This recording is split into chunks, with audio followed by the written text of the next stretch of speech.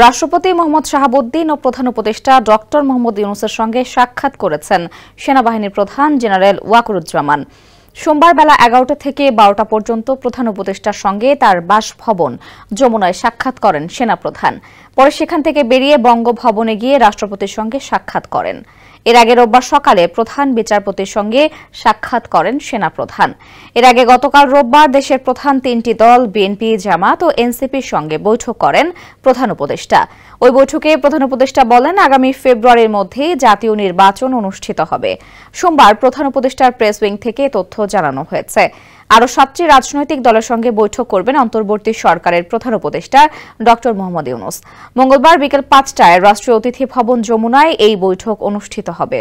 Sandalina so, রূপচর্চায় আভিজাত্য।